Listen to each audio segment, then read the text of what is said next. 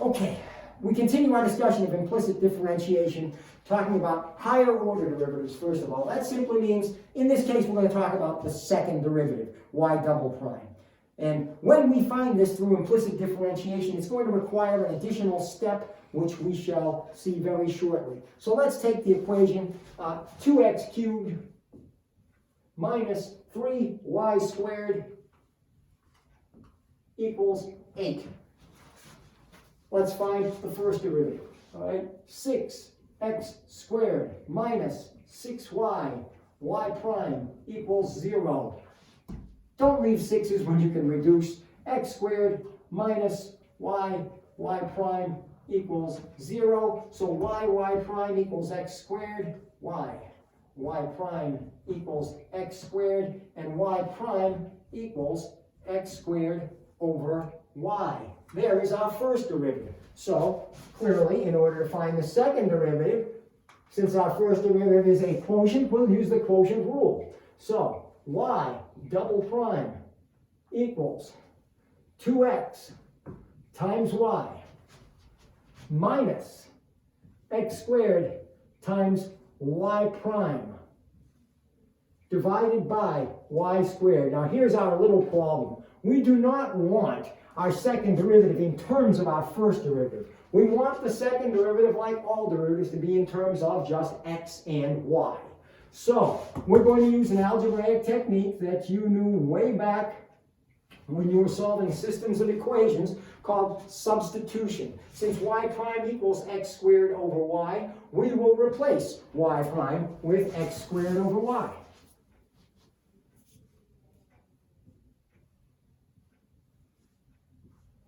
Now, of course, that'll give us a complex fraction, or a fraction in a fraction. So let's eliminate that by multiplying the larger fraction by y over y. And now this becomes, we'll distribute the y across there, and we'll get 2x y squared minus x to the fourth, and the y's cancel, divided by y cubed. There is our second derivative in terms of just x and y. Right? Again, that extra step, substitution, because we don't want a derivative in terms of a derivative. We want it in terms of x and y. Okay, now, the next thing we're going to look at is the normal line. If you have studied physics, you will probably recall the normal force from your study of inclined planes, and you will remember that the normal force was the force perpendicular to the surface of the plane. The word normal in mathematics or physics refers to perpendicularity.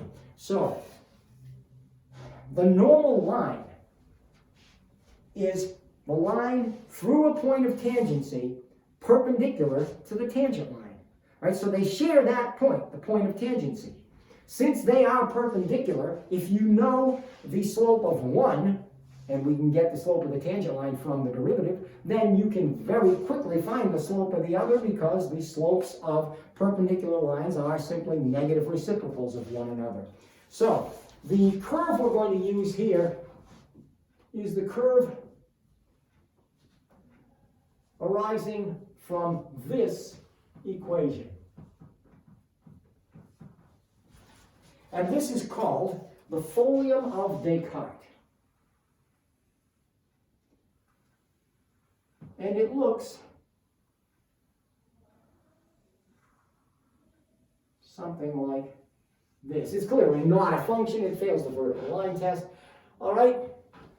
René Descartes, famous mathematician and philosopher, gave us the Cartesian plane, gave us the famous quote, cogito ergo sum, I think, therefore I am. All right? Now, the problem that we have says, show that the point 2, 4 is on that curve. Easy enough. Substitute in 2 for x and 4 for y. 8 plus 64 is 72. Minus 9 times 2 times 4, 72 equals 0. It's a true statement, therefore the point is on the curve.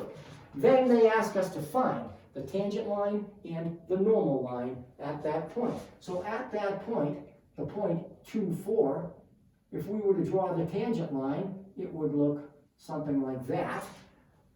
And the normal line would look something like that.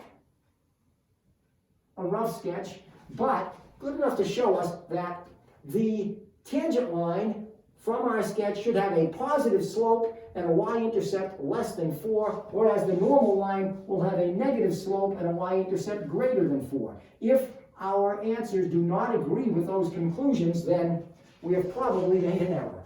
All right, so here we go.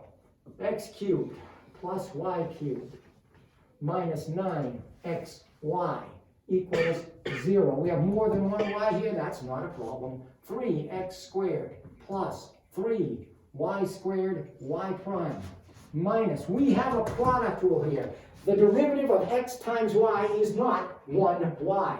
That is a product of functions. So the derivative of 9x times y is 9 times y plus 9x times y prime.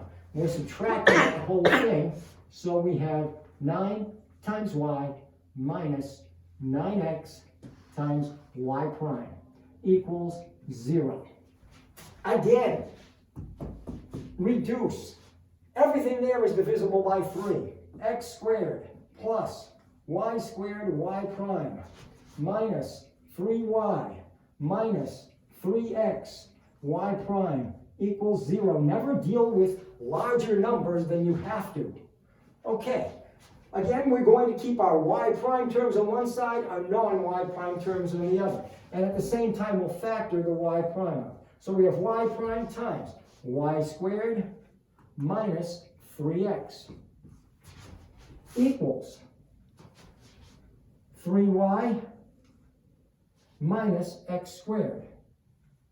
So y prime, the derivative, equals 3y minus x squared divided by y squared minus 3x.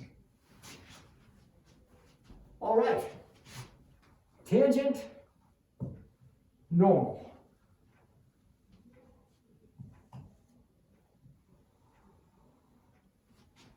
The slope of the tangent line at the point 2, 4, 12 minus 4 is 8 over 16 minus 6 is 10. 8 over 10, 4/5. Slope is 4/5. So the slope of the normal line is going to be negative 5/4.